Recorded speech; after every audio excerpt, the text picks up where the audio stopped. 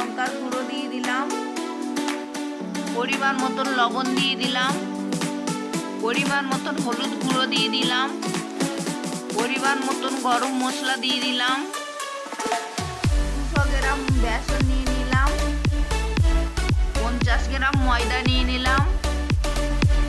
এরপরে পরিমাণ মতন জল দিয়ে দিলাম, দিয়ে বেসন ময়দা ভালো করে ফেটে নেব।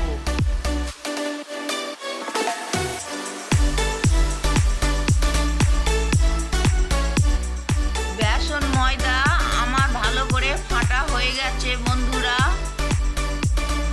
এরপরে অল্প পরিমাণ আদা বাটা দিয়ে দিলাম, দিয়ে ভালো করে মিক্স করে নিলাম। কড়াটা আঁচের মধ্যে বসালাম,